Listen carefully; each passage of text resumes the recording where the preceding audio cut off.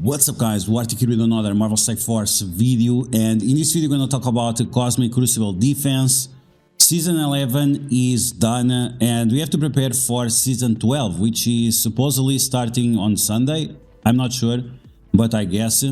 So in this video we are going through the rules of the upcoming season, and I'm going to show you which defense I recommend for you to use. This is going to be based on my playstyle. I usually like to put strong defenses, and so far we have been getting good results overall, but it depends if you have these characters available or not, and if you like to be creative on offense. And we are gonna go through all the rules, all the rooms. There are some suggestions out there from the community. In my opinion, they are not very good. We covered that on my previous live stream if you guys want to check it out. And that's pretty much it. So as always, if you're gonna like the information on these videos, make sure you share it with your friends on Facebook and Discord.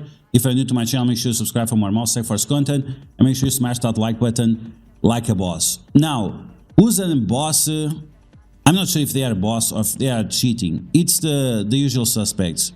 So I want to use this opportunity to show this to your attention. So we have this guy right here, which is an envoy. This guy is an envoy for Marvel Strike Force, and somehow he's on the top 100 of Cosmic Crucible, even that he has not logged in 60 days. So if you thought that the Shadow King Trials leaderboard had no integrity, well, the Cosmic Crucible leaderboard has no integrity as well, as some people seem to be on a different bracket. I don't even know what to say. It's like they're on a different type of leaderboard or anything like that, because when you take a look at the teams that they face, it's always super weak teams like Undying on defense and Bionic Avengers and things like this, and I'm like, what the hell is going on here? This is very, very strange. And then you face situations like this. How is it possible that someone is on rank 98, is stealing the ranking for these borders and the dark promotion credits, gold and so on, while he has not logged in 60 days? There is something wrong going on here, we know for sure, but it's one of those things. It seems like it only happens to the envoys and to Scopely friends and family. Okay, so we're gonna move on from that topic. I just want to bring this to attention of a wider public, because it's something very unusual that is going on and no one is saying anything about it. Now, in terms of defense, this is my defense. This is what I'm going to use. Any updates to this defense will be posted on my Patreon. I always make a video at the beginning of the season and at the end of the season. Everything in between you have to check out on my live streams, or you have to check out my Patreon, where I put exclusive content for the people that sign in, and you'll not only have access to my defense setup, but also to all the counters and the data that will help you to win, be more successful throughout the seasons. Okay, so for room 1, the rules of the next season are going to be: your skirmishers and your raiders will do 50% more damage when they are below. They will do 200% more damage when they are below 50% health. That's the way to say it.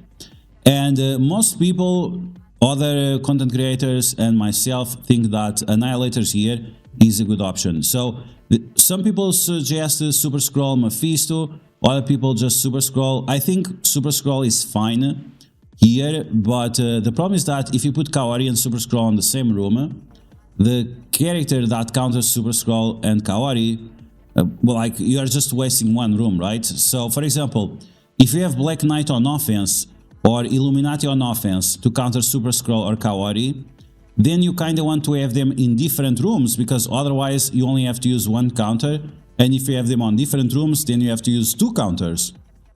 So because of that, I'm gonna try Annihilators with A-Force.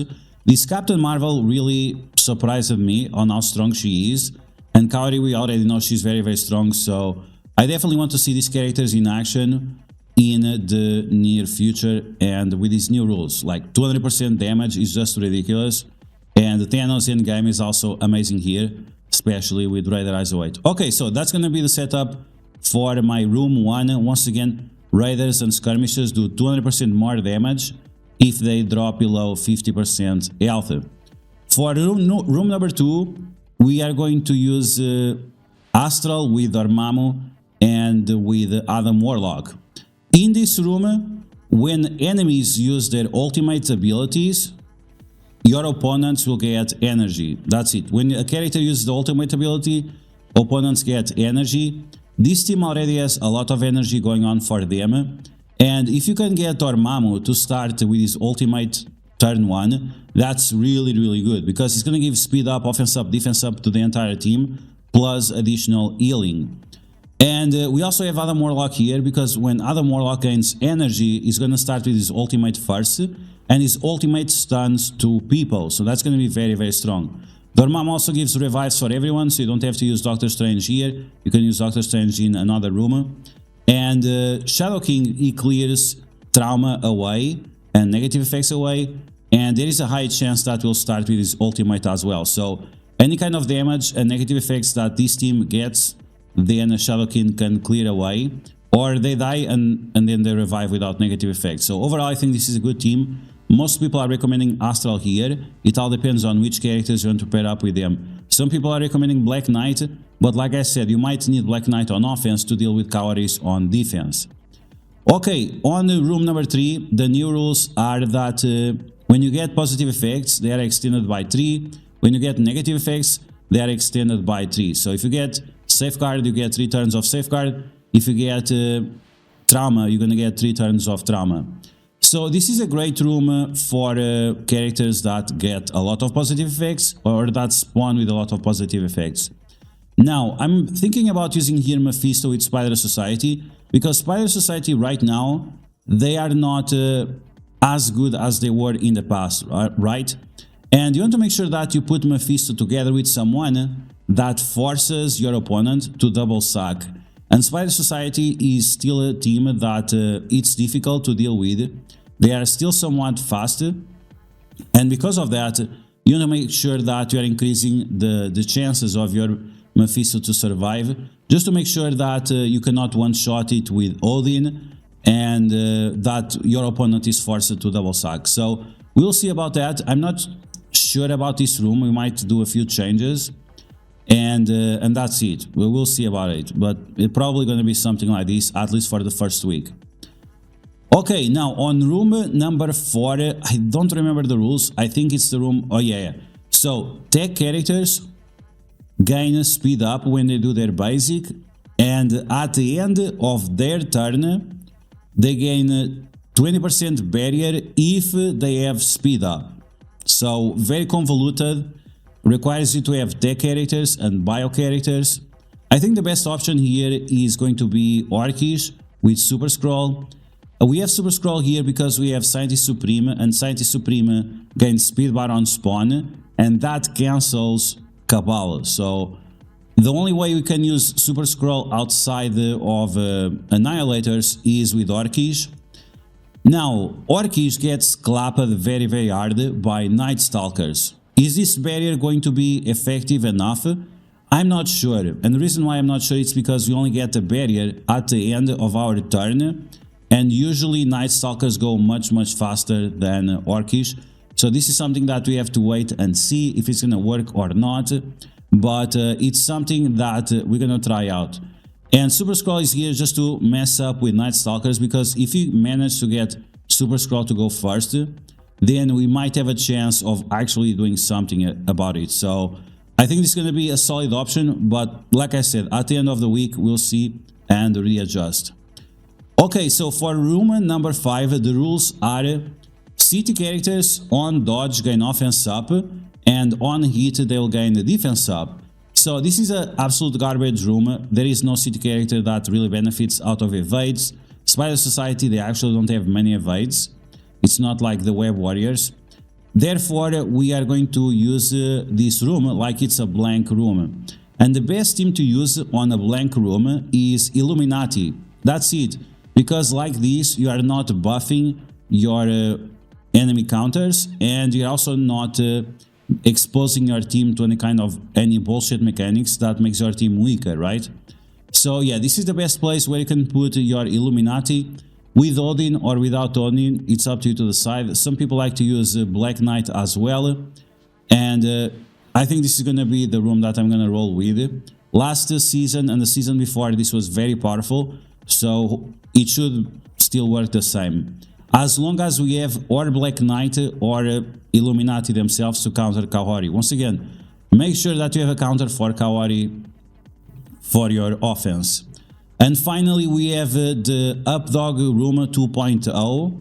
And this room is quite interesting. So hero symbiotes will count as villains. So Void Knight, Symbiote Spider-Man, and Gwenom will count as villains. And when a character is dropped below 50% health, the enemies will flip their negative effects into positive effects, and your positive effects will be flipped into negative effects.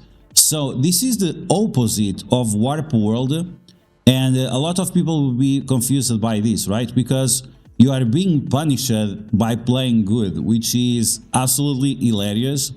So we'll see how it goes. But this is the team that I'm going to run with. We're going to use Iron Patriot, we're going to use the Leader, and we're going to use the Symbiotes.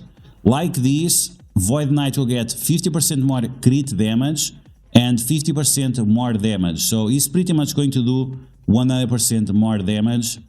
And that means that he's going to clap very, very hard. So right away, turn 1, he's going to do his ultimate. He's going to pretty much obliterate your team. And then we just have to clean up from that. So this is going to be massive. Hopefully the room rules will work properly, because yeah, it's not looking good. It's looking very confusing. It's like Warp World but in reverse. But overall, this is a team that I'm going to run with on week 1. Like I said, very, very powerful defense.